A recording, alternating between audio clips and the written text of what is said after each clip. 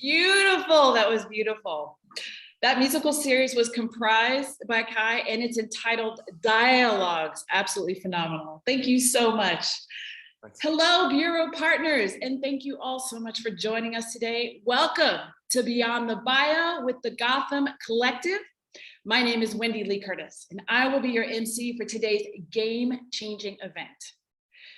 Time and time again, our Keynote Collective has engaged, energized, and quite frankly, exalted event attendees. Each of our keynote guests has made speaking to the heart of joy, ingenuity, and purpose their life's work. I'm incredibly excited and honored to be in community and conversation with all three of them today. Now, today's program will be precisely 30 minutes. We know y'all are busy. So with that in mind, we're gonna go ahead and take you to the heart of each of the speakers' keynotes. Kate and Alec will be interacting with you in the chat window, so please feel free to ask questions and comment there. We will keep the room open for an extra 10 minutes post-session for any informal Q&A with speakers for anyone who would like to stay. So without further ado, let's begin. Our first keynote speaker, Shabnam Mogharabi, is an entertainment entrepreneur and journalist with more than 20 years of experience in media. She co-founded with actor Rainn Wilson the positive content studio Soul Pancake, which amassed more than 1 billion video views before the company was sold to film studio Participant. Shabnam now works as a consultant to media and entertainment startups and is a frequent speaker on storytelling, social impact, and the power of positive psychology. Please welcome Shabnam Mogharabi. Thank you for having me. Hi, hello. So good to see you. I love your new haircut, by the way. Thank you. I worried that the bangs were a little too short, but you know, I'm going with it. Never, it's all good. It's all good. You know, I've been doing a deep dive into the work, this life's work that you've been doing. And one of the things that I've heard you say is that the world is in desperate need of a hope reboot, right? So there might be some people out there that think that you're referring to some sort of feel the moon, feel the stars ideology. But the kind of joy that you're referring to, it has teeth, you know, it's indestructible. I know that you believe that joy is more than an emotion, that it's a propelling and powerful force for good. If you would, please talk to us about how we can stay grounded in positive psychology, avoiding the propensity that some people have for toxic positivity, and lean into indestructible joy. Absolutely. I mean, you said it. I do believe that joy is more than an emotion. Happiness is an emotion. Anger, sadness, these are the emotions that we feel. They come and they go. But joy is the perspective that we bring to any situation that we find ourselves in. And scientists call it positive psychology. And it's this incredibly powerful set of tools that we actually have at our disposal at any moment to harness the power of changing the way we react in any situation that we're in. I fully am aware of all of the conversations around toxic positivity. And the reality is that you know, this idea that, you know, you're a Pollyanna, if you're talking about positivity and joy, especially with all the challenges of the world, is a complete misnomer. I actually think that we have to harness a little bit more joy and optimism in how we deal with the world's challenges, but it doesn't mean ignoring those challenges. And I think that's the part that toxic positivity really kind of tries to touch and get into. The, you know, look on the bright side mentality without acknowledging the difficulties, without acknowledging the messiness and the hard parts of life. That's when positivity can actually become toxic. And we've seen it again and again, especially these last 2.5 years. Almost every human being on the planet has had moments of challenge these last couple of years, moments where they're like, what is happening with the world? Feelings of PTSD, of languishing, of guilt, of sadness. Am I going to lose my job? How am I going to take care of my kids? These feelings are real. And if we don't acknowledge those difficult things, then there's no way we can actually move to a space of positive psychology, which is really harnessing the power of a whole matrix of tools that are available to us. Things like gratitude, having a meaningful sense of purpose, vulnerable connections with other human beings, and practicing acts of service on a regular and consistent basis. It's these tools that I spend a lot of time researching and thinking about and talking about that matter. With Soul Pancake, one of the things we worked often with Oprah Winfrey, and she used to call Soul Pancake little pieces of light. And I loved that because that's what we were trying to do, create light and meaning. But light doesn't exist without darkness. And so to ignore the darkness of life means that you can't actually recognize and embrace the light when it appears. That is so true. Some foundational hits we've all been taking in our lives. I wonder how can positive psychology work as a linchpin to discovering our personal and our professional purpose with that as the backdrop? Yeah, absolutely. So purpose is an interesting field. I mean, you could spend days and days and days, which obviously we don't have time here, 30 minutes flat. But there's days and days you can spend thinking about your personal purpose and your professional purpose. What I will say is that the way that I think about purpose is really that underlying why, the motivation and intention behind why we choose to make the decisions we do and move in the direction we do. And for so many people, they conflate their purpose with their job. And unfortunately, jobs change. Companies lay people off. You might decide to leave your career, start all over again. And unfortunately, if we tie our sense of purpose to our job or our career, we can actually get a little bit discouraged when that changes. What we have to do in the work that we have to do in order to harness the power of positive psychology is to think about what is our personal purpose? How can that show up in our day-to-day lives with our families, with the people around us, and really think about the underlying why of what we do this. There's a Tibetan monk who has a philosophy around the 7 whys, that to get to any seat of truth, you have to ask yourself why 7 times. And I think it's a really important practice that I actually do in some of my talks to help people get to an underlying truth of what they stand for and that purpose. And that's showing up in the professional sphere over and over again. We're seeing it repeatedly come up where companies are thinking about their organizational purpose, their team purpose, their purpose in the sense of what kind of leader they want to be. And there was an amazing study done by Deloitte of graduating college students on the East Coast. And they asked every year these college students, what are you looking for in a job when you graduate? And they always said money and location. How much are you going to pay me and where do I have to live to do this job? Well, in 2018, Deloitte did this survey of graduating college students, and the #1 thing they were looking for in a job post-college was to work for a company with a clear sense of mission or purpose. So purpose is now starting to really ingrain the professional sphere as well. So it's a really critical tool in how we're able to harness a sense of direction when we are thinking about how to harness more joy into our lives. Let your why bridge you to your purpose. I received that. Yes. Thank you so much, Shabnam. Thank you so much. I wish we had more time, but we're actually going to move on to our very next keynote speaker. That is Charles Best. Okay, I'm not going to say I was a teacher's pet, but your girl loved teachers. So he might be one of my favorites on the panel. Charles Best is a former teacher. He is the pioneer of crowdfunding.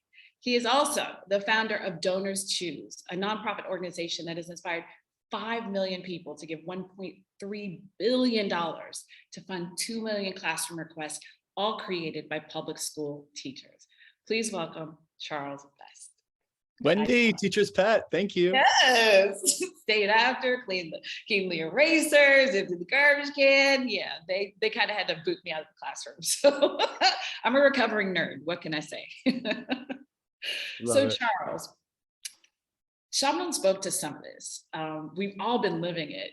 I don't think any of us need to read about it because it's in our DNA. It's been hard times these last 2 years. But even in the midst of that, there's still work to be done. That is more than clear.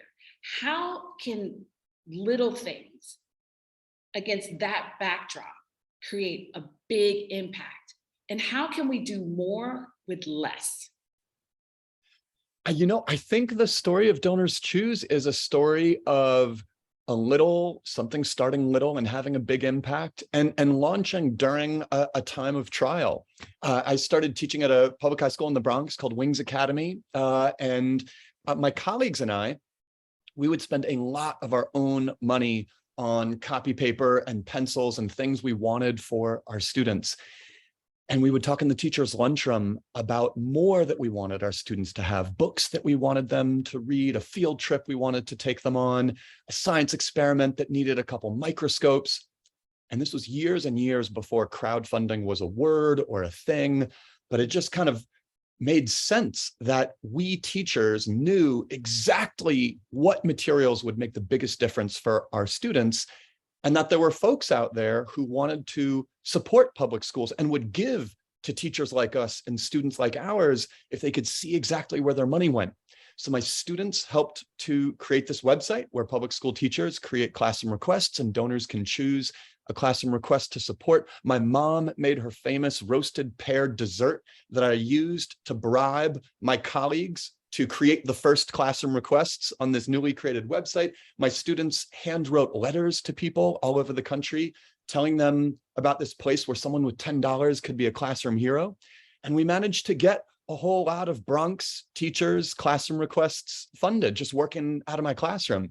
And then Oprah saw what we were up to. Shabnam mentioned Oprah just a moment ago, and Oprah really saw Donors Choose as a whole new way of giving, where someone with $1 could be a full-fledged philanthropist.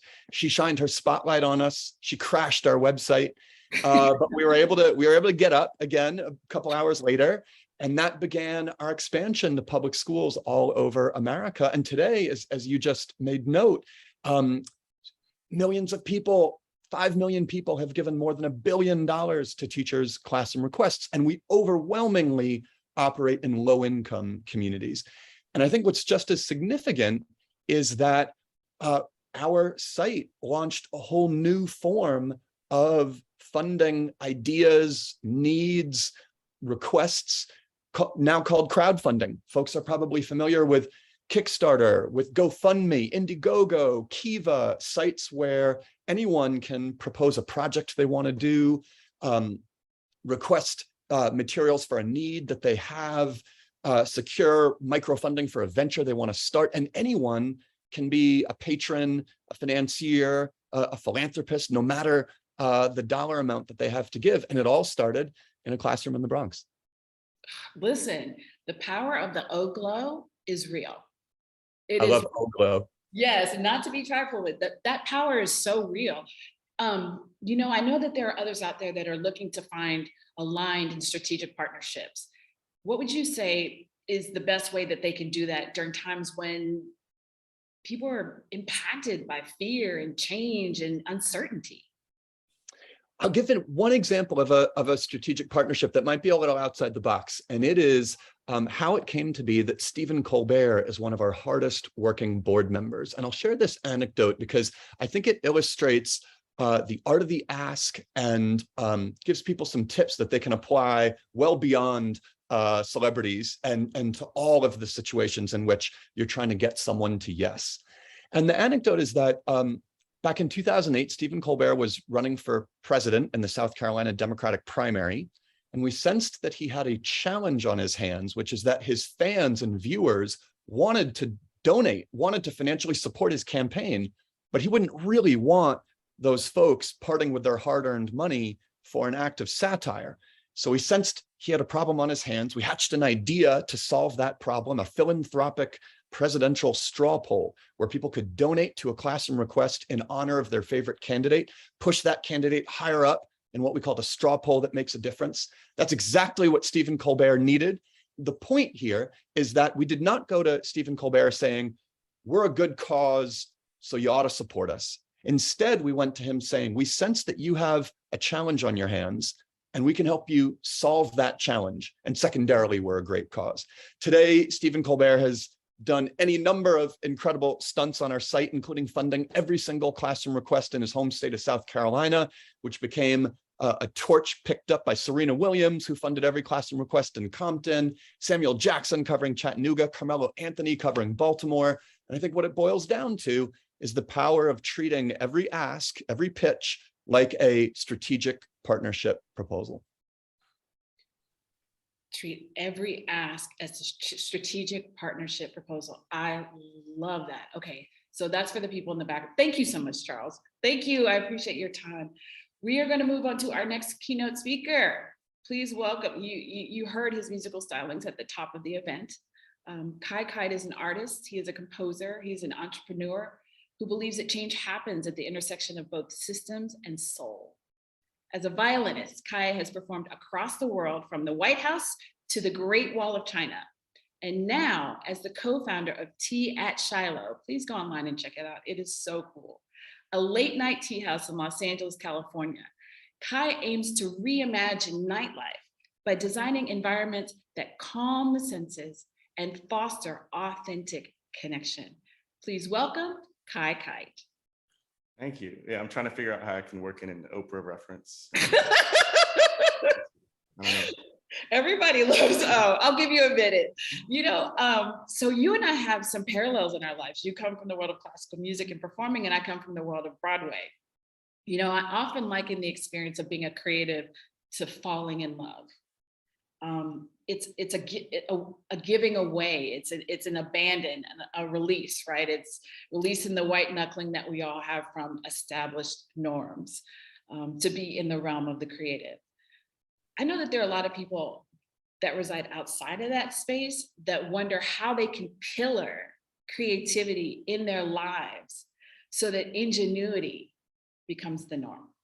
Yeah, I think the first assumption to challenge is that creativity is something that comes from outside of ourselves, or that's something distant. So if you look at a piece of music that's written, you look at the notes on the page, it's just an articulation of melodies and impulses that that composer had at a previous time, right? And so that means our inclinations, they happen before we have the language to articulate them. And so a lot of times as humans, right, we have wisdom before we can put the right words to it. And so what happened during COVID is, like, a lot of us, just to get by, right, we had to go on our inclinations, on our impulse, we had to act, right? And so a big thing for me is when it comes to creativity and going to these spaces where they think they're maybe disconnected from it, is actually bringing honor and dignity to their own inclinations, their own impulses, their own wisdom, right? And so my job isn't necessarily to come in as this outside voice with like the creative answers, but to really elevate their own insights that they're most uniquely equipped to have, because they're the ones doing the work on the ground. So I think that's an important point that you make about honoring something that's innate to us, but we maybe haven't given language to, or words to, or recognition to. It's always there. It's always been there. Yeah. I mean, it's something that I think a lot of times, like, our body or our mind is working to solve problems, but we just don't recognize it as legitimate, right? We don't recognize the things that we're doing as the path, because it may not seem as normal or commonplace. So how can we intentionally curate our genius and curate it in a way so that we are courageously putting new ideas out into the world and out into the marketplace? Yeah, I think when I hear that question, I think about, in music, how we want to have this full range of techniques, right? We want to have all these things that can play, but sometimes when you take the stage, the music calls for the performer to play with the most, the fancy, playing on all four strings at once, the most advanced techniques. But sometimes it requires the performer just to hold like one slow, long note. And that long, slow note might be the most impactful moment in the piece. And so to be an artist on stage is really to recognize that it's not useful or in our advantage to showcase all of our skills at all moments. And so it's really interesting when I go into these kind of conferences and moments of inspiration where people are in all these sessions and like receiving all these new ideas. And so I think a big part of it is to not just be open to the new ideas, open to the new techniques, but also to have the discernment to know that, okay, we need to position these in a ways that's most useful for the people in front of us, the people we're trying to serve, right? And so it's the ability to gain the techniques, but also the discernment to know when the best moment is to use them. I know that you said that the conductor is the most powerful person on stage, but they don't make a sound. I think music and the world that you come from is such a strong metaphor for leadership. Talk to us a bit about the through line between that idea and the corporate setting. Yeah, so I like the metaphor of the conductor, because the conductor, like as a kid growing up, like, the conductor was like the scariest person, right? And so the conductor kind of it elicits this response of like the boss, the manager, the person looking over you, the person seeing you. And I'm thinking about in music, the conductor is simultaneously, they're the most antagonistic, right? They're calling people out, but they simultaneously are the most empathetic, right? And that's actually what makes them the most feared person on stage, because they actually have the ability to see people that's right in front of them. They can see the imperfections, they can see them for where they are. And so I think a lot of times when we consider like this idea of making critique, right? It's almost from this, we can view it from this very negative lens, right? But we use the red pen, we critique people. The conductor uses their red pen to critique the people in front of them because they believe in this more beautiful place that this performer can go to. And so the conductor is this really interesting metaphor because I think it forces us to challenge our assumptions on what it means to actually hold people accountable and what it means to actually express our distaste. And a lot of it actually starts with the ability to have empathy and understanding and to see the person in front of us outside of the context of like our own desires. And that can be a whole path to learn. Truly, and isn't that what everyone wants, is just to be seen and accepted? Taken as they come, as it were, yes. Thank you so much, Kai. Thank you very, very much. I would now like to introduce El Jefe, our boss, the owner, founder of Gotham Artists, Alec Melvin. Alec Melvin, if you're in the house. I am here. Thank you, Wendee, for that nice introduction. And yeah, Shabnam and Charles and Kai, thank you guys so much for participating. Thanks everyone for coming today. If you have any questions, put them in the chat box for any of the speakers or for Wendee. Wendee, you've done a great job facilitating. We want to shine the spotlight on you for a second. I've been a fan of everyone on the screen for a long time. Wendee, you're my newest friend. And I think a lot of people here want to know, how did you get to here? How'd you get into this little box? You were on Broadway and you became an MC and moderator. What was that transition like? And give us a little of your story. Sure. Started off, well, my mother swears I sprang from the womb with tap shoes on. I had that bug early in life. I come by it honest. I knew that was what I wanted to do. I was delighted to find out you could actually make that a vocation. And so I sought it singularly, was to sing and dance on Broadway. After 9/11, living in New York, by that time I was a mom, felt a little scary. And so Broadway was moving west out to Las Vegas. And I didn't care where I did my Broadway show. I just needed to do a Broadway show. So I moved out to Las Vegas, never having visited, not even once. Drove by myself from New York with this much breathing room in the back of my car, and thought that I would be able to land a show there. But what I didn't know is they were auditioning and hiring everyone directly out of New York. So then I hate this word, but it's the one that comes to mind. I had to pivot. The local ABC affiliate had an audition for a great traffic reporter. I auditioned along with 300 other people, and through a series of auditions and events and live presenting, I landed the job. And I did all of that at a time when a man who's pretty iconic in the journalism industry, Dick Tuniga, was our news director, was at the helm, and he poured into me along with all of my colleagues, and traffic reporter moved from that to entertainment reporter, which then moved from entertainment reporter to weekend morning anchor. And so that was the trajectory between the two. But I don't know if people know this, but there's a strong tie between the Broadway community and the events community, at least on the production side. I actually had been working in events as a performer for years. Production companies would hire dancers, singers, entertainers for their conferences, and I was on that side of things. But once I transitioned into broadcasting, suddenly other avenues opened up to me, and I had a different skill set. You know, I was teleprompter proficient, I was interviewing people live, and all of that transferred to me sort of moving up the ranks, as it were, in the events industry. So that's my story, and I'm sticking with it. And how, let me ask you this. You do so many different events, so like, and every audience is going to be different. So, I mean, tell us something about maybe what's your favorite part of meeting all these different types of people, all different walks of life. You know, what's it take to be a great, how do you get the best out of someone that you've just met, or on stage, they're not necessarily a speaker, how do you get the best out of someone like that when you're tasked with interviewing, emceeing, and hosting their event? So first of all, you have to fundamentally like people. And I'm not saying that to be trite. I mean, you fundamentally have to like and be curious, have a level of curiosity about people. One of the toughest interviews I ever did was interviewing Joe Jackson, Michael Jackson's father. And it was for a documentary series over a 2-year period. And it was about a year and a half after Michael had passed. Now, I don't know about y'all, but everything I knew about Joe is everything that y'all know about Joe, which was he's very tough. And so I was concerned. I'm not gonna lie, your girl was concerned. And when he came to the interview the first day, like he wears a gun around his waist. So that didn't help. But I had to put all of that aside and remember this is just a man. And this is a man that has suffered a child loss, right? I had to key into his humanity, not all of the superficiality of what he does and whose father he is. He's still just a man. And when it was all over, he reminds me of so many of my uncles. He's no different. He just has the most talented progeny that ever walked the face of the planet.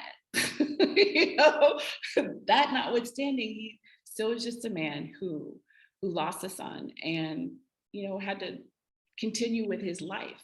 So I would say, be a citizen of the world. If you start researching the niche or whatever that you're going to present in when you get the gig, you're already too late. You should be reading and listening to everything every day. You should be immersing yourself in the world at large, because even within those niches within the industry, they're not happening in silos. You have to be able to contextualize all of that from real world events. And the only way you can do that is if you're paying attention to what's going on in the world. So note to self, pay attention. I'm going to use this opportunity just to say, I'm going to hand the spotlight back to you. We're going to do a final question for everyone to chime in on, and then everyone's welcome to hang a little longer if they want to talk with any of us.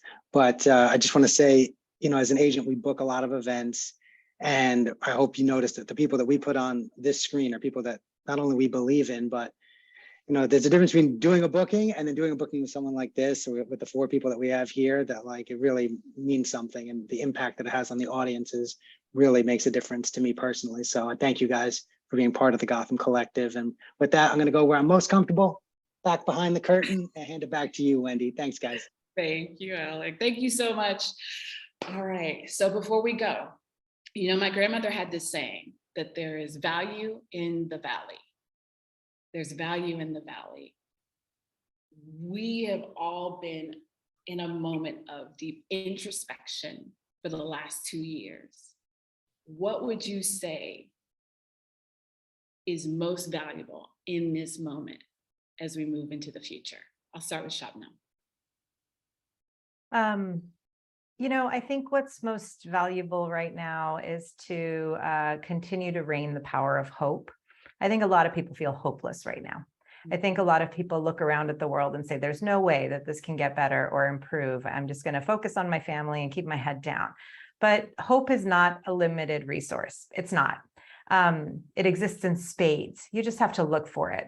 Our evolutionary brains, our monkey brains, are wired to find anxiety and threats in the world.